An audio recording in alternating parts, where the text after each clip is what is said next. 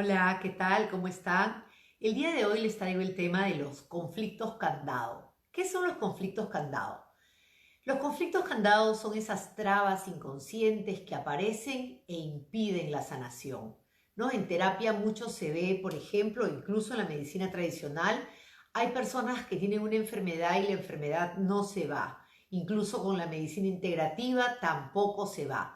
Allí es cuando los terapeutas empiezan a pensar acerca de esto que les estoy contando hoy día, que son los conflictos candado, que definitivamente interrumpen la sanación y hay que hacerlos conscientes para poder luego sacarlos del camino, ¿no? Porque son muy inconscientes.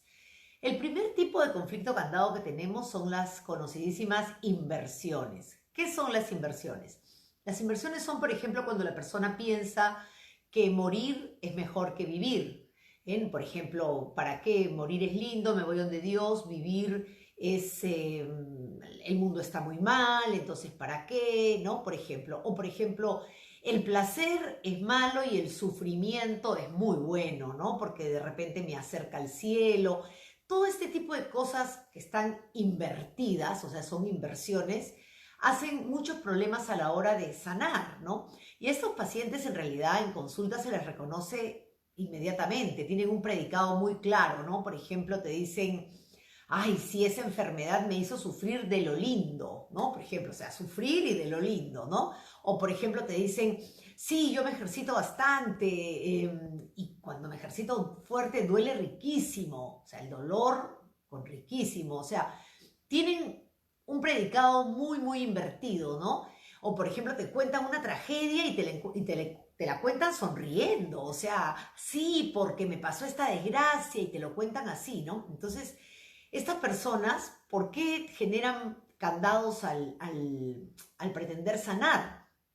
Ellos te van a decir que quieren sanar y evidentemente su parte consciente quiere sanar, pero inconscientemente como tienen esta inversión no logran sanar porque en el fondo como en verdad ellos creen que morir es mejor o que el sufrimiento es mejor, definitivamente quedan enganchados en la enfermedad, ¿no?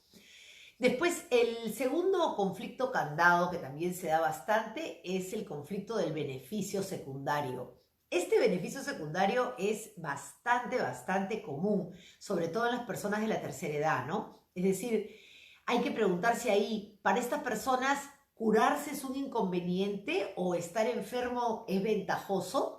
Esto es lo primerito que hay que mirar, porque por ejemplo las personas mayores a veces cuando están enfermas o cuando ya necesitan mayores cuidados, ellos sienten que por fin se vuelven a convertir en el centro de atracción de sus hijos, de sus parientes, que les dan bola, les hacen caso, ¿no? Entonces, quizás para esta persona, en el fondo, estar frágil o estar débil o estar un poco enferma resulta ventajoso a nivel subconsciente, aunque conscientemente ella te diga, sí me quiero sanar, pero como subconscientemente hay un beneficio secundario, esto también traba la terapia, ¿no? Luego, el tercer conflicto candado es cuando la persona se identifica con la enfermedad. Es decir, esa típica persona que te dice, yo soy diabético, o yo soy alérgico, o yo soy hipertenso. No te dice, tengo diabetes, tengo hipertensión, tengo una alergia. No, él es, o sea, hay una identificación plena con la enfermedad, ¿no? Y esto definitivamente es un problema. Incluso algunos lo ven como algo, por ejemplo, yo conocí el caso de un paciente que él sentía que su enfermedad le daba estatus, era una enfermedad compleja, difícil, y obviamente los médicos lo revisaban en juntas médicas, incluso llevaron su caso a un congreso. Entonces él sentía que mientras tuviera esta rara dolencia, pues simplemente era como que muy visto, ¿no? Entonces este tema hacía que la enfermedad no remitiera, ¿no? Después hay otro que es el conflicto del tálamo. ¿Por qué se llama conflicto del tálamo? Ustedes saben que, digamos, el motor o el cerebro de todo es justamente nuestro cerebro. Pero dentro de nuestro cerebro hay una parte que se llama el tálamo, que es el que controla el cerebro. O sea, ya, pues si controla el cerebro es el control del control, ¿no es cierto? Entonces, hay personas que son hipercontroladoras. Y estas personas hipercontroladoras, tanto en la medicina tradicional, la medicina alopática, como en las terapias integrativas, representan un gran conflicto. ¿Por qué? Porque las personas hipercontroladoras tienen miedo al juicio, no les gusta que lo juzguen. No tienen, según ellos, derecho a equivocarse y incluso sonríen cuando tienen problemas. Entonces, estas personas controladoras quieren controlar hasta el doctor, quieren controlar en el tema integrativo, en el tema cuántico, quieren controlar hasta el terapeuta. O sea, es más, ellos como tienen mucho miedo al juicio, cuando se les hace terapia, no se abren completamente ante el terapeuta porque tienen miedo a ser juzgados por el terapeuta. Entonces, estas personas hipercontroladoras se demoran mucho en abrirse y definitivamente esto obstaculiza un poco la terapia, ¿no? Y obviamente la sanación. Después tenemos, por ejemplo, las personas que desde la niñez vienen arrastrando prohibiciones como, por ejemplo, prohibición a disfrutar, prohibición a sentir placer en la vida. Y entonces, ¿esto qué tiene que ver? Tiene que ver y mucho porque el estar sano es experimentar todos los placeres, ¿no? El disfrutar la vida. Y si ellos tienen estas prohibiciones del no disfrutes y otras cosas más arraigadas de la infancia, vamos a tener que trabajar primero ese tema, sacar esas prohibiciones para luego recién empezar la sanación, ¿no?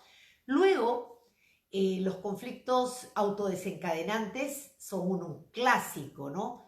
Incluso en temas no necesariamente como una enfermedad grave, sino por ejemplo con el sobrepeso. Por ejemplo, el sobrepeso tiene un conflicto desencadenante muy conocido en terapia que es el de la silueta, ¿no?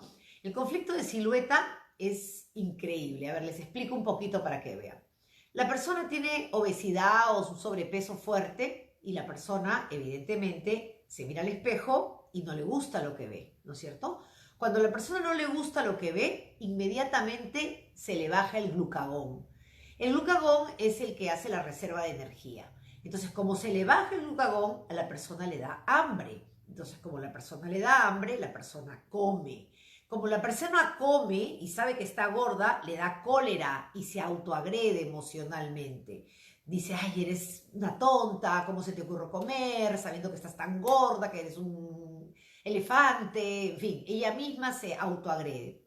Como ella se autoagrede, ella genera grasa, más grasa, porque acuérdense que para el cuerpo humano, para el consciente biológico, la grasa es protección. Cuando una persona tiene mucha grasa es porque en el fondo se está protegiendo de algo. Entonces, para protegerse de su agresión, hace más grasa. Entonces, ahí empieza el círculo vicioso. Se vuelve a mirar al espejo y ahora se gusta menos que la vez anterior porque tiene más grasa. Se le vuelve a caer el glucagón, le vuelve a dar hambre, vuelve a comer, se vuelve a agredir, vuelve a generar más grasa. Entonces, ya empezó el círculo vicioso y definitivamente le va a costar mucho salir del sobrepeso, ¿no? Y así como en el sobrepeso, en las enfermedades también, estos conflictos autodesencadenantes siempre son un problema, ¿no? Entonces hay que tener mucho cuidado porque siempre entorpecen la sanación. Luego tenemos el conflicto del miedo. Las personas que tienen mucho miedo a enfermar, acuérdense que alguna vez ya les he dicho, el miedo agudiza la enfermedad. El miedo, como te hace entrar en simpaticotonía, el miedo fragiliza los tejidos y definitivamente pues amplifica la enfermedad. Entonces, dejemos de tener miedo a la enfermedad porque no vamos a hacer sino mayor enfermedad. Y finalmente, un tema que se ve mucho en lo que son transgeneracional y constelaciones familiares, que son las lealtades familiares. Nosotros tenemos un árbol genealógico, tenemos ancestros y todo eso dentro de la epigenética, es decir, uno hereda no solamente lo que está dentro del gen, sino lo que está también fuera del gen. Por eso es que hay esta rama que se llama epigenética, que es fuera del gen. Entonces, en la epigenética te dicen de que los conflictos vividos en el transgeneracional se heredan. Entonces, nosotros tenemos mucha lealtad a nuestro clan, a nuestro árbol. Y cuando en nuestro árbol, por ejemplo, todos son alérgicos y nosotros desarrollamos alergia por lealtad, es decir, porque no ahora en la adultez, pero cuando nosotros somos niños, desde lo arcaico de nuestro ser, nosotros nacemos con una necesidad imperiosa de pertenecer. Entonces, en el momento en que queremos pertenecer, subconscientemente vamos a adoptar todos los programas del clan para ser aceptados, para pertenecer, para ser considerados uno de ellos. Entonces ahí se desata, por ejemplo, la alergia porque todos en mi clan son alérgicos. Cuando yo crezco, tengo este programa tan metido en el subconsciente que yo conscientemente quiero curarme de la alergia, pero como en mi clan todos son alérgicos, una parte de mi inconsciente, muy inconsciente, me grita, hey, si ya no eres alérgico, no vas a estar identificado con el clan, de manera sumamente inconsciente. Y eso hace que mi inconsciente biológico pues no ayude a la sanación, ¿no? Entonces, un poco les he contado esto porque quiero que estén más conscientes, háganse conscientes de estos conflictos candados que son inconscientes, para que ustedes mismos los puedan detectar y puedan decir, oye, en verdad, ¿esto será lo que está entorpeciendo mi sanación? Porque a veces es así. Acuérdense que la terapia tiene muchas profundidades. Y la primera profundidad de la terapia es hacer consciente el problema. Mucha gente con hacer consciente el problema le basta y se cura. Si no, hay que ir bajando. Pero quizás con esto que les estoy contando, muchos de ustedes van a poder hacer conciencia de algunos conflictos candados y van a poder facilitar su sanación. Ojalá así sea. Les mando un abrazo de luz. Chao.